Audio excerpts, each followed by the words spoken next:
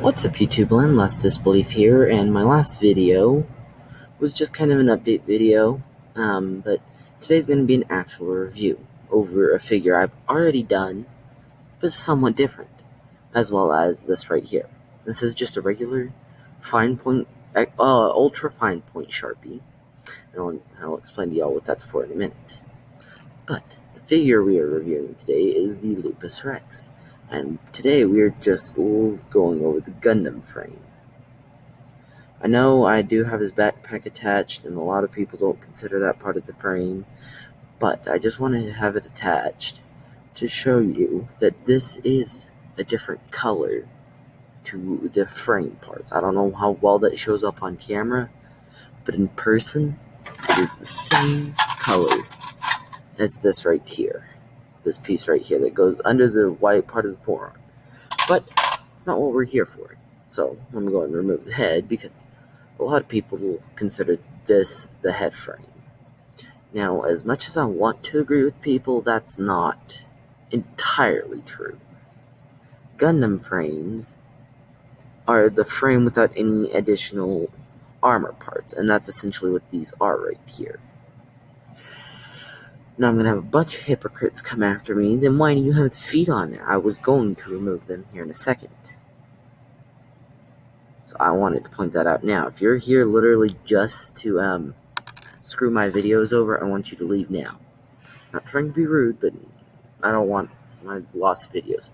As well as this white piece, but to do that I have to take the entire thing off, and I'm just not dealing with that pain right now. Plus, neck joint doesn't stay in there if it's not on there. I'm keeping the feet on there just to add some stability, because otherwise he has none. But this is essentially the Gundam frame. I do not have his alternate hand. I forgot it at home, so we're going to have to deal without it for this video. So, what is a Gundam frame? A Gundam frame is one of the many different mobile suits throughout the entire Gundam series. Particularly, probably not saying that right, but it is, from the Iron-Blooded Orphans storyline.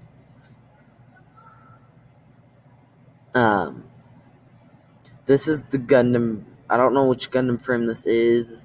I'm going to do a quick research real quick, Google it, and then I will be right back to tell you.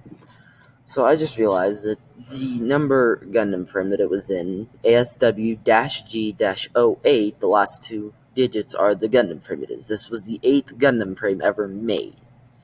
The Gundam Bale was being the first from Gallerhorn.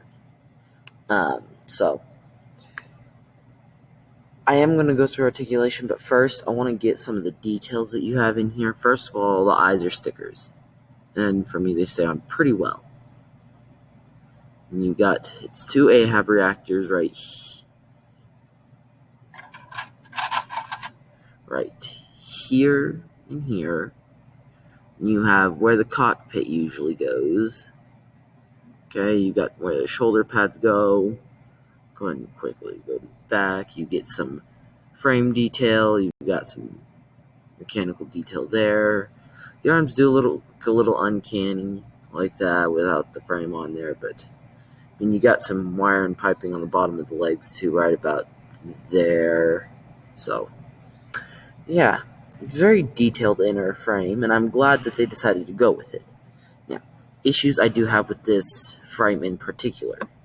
Yeah, my right arm to the Lupus Rex, I was trying to pose it for a stop motion that I did upload, and I don't know how well you can see it, but there are stress marks there. I almost didn't fully snap off the peg, but I almost did. So I do want to let y'all know, anyone that decides to build this, either shave some of that off or just be extremely, extremely careful. I now can no longer move this arm without having to remove it to move this peg without breaking it. So, yeah. Articulation-wise, without any of the armor pieces, you got full range up. You still got that full range up. You've still kind of got that movement at the ball joint at the base of the neck, but it doesn't really work as well.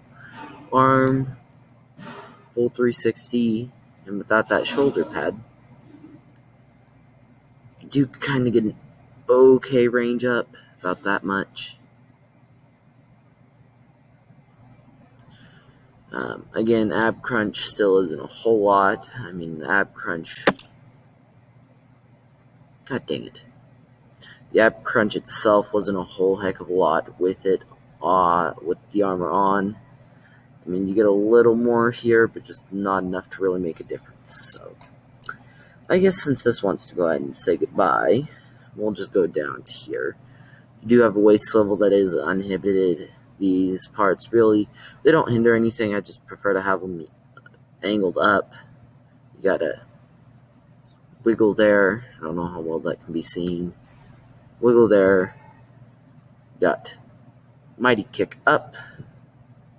Excellent range back. And you can do the splits. You do have full 360 there. You got double jointed knees. It's just when moving this part right here, I don't know. If you move it too far, you can tell how weird that looks. Like, you move it in a little bit and it looks fine. So, do with that information what you will. So, the original ankle pivot's right here. It connects right there, and that's the actual ankle pivot. You have a ball joint in there for more pivot, and then let's go and just remove the foot altogether. Without any of these extra parts, the only bit of articulation you get is this right here. But he cannot stand, so that's why I usually have these parts on there without anything else. So, without the extra armor parts, you get an amazing toe bend forward, amazing down, and that's essentially it. Now, a lot of you will notice I did remove the stickers from the toes. I also removed the stickers from the tail blade. I was over it. They pissed me off too much.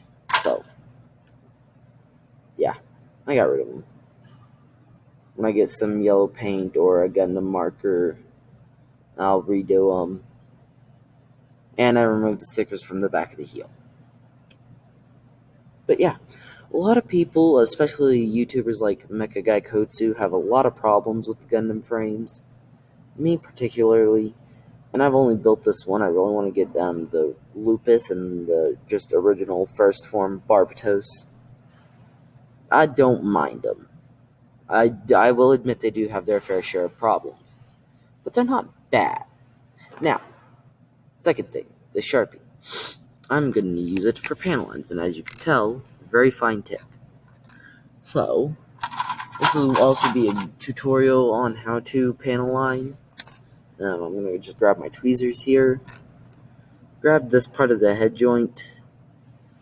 I usually try to stick my tweezers into the slot and just pretty much panel line it. Without too many problems. Then it should just wipe off.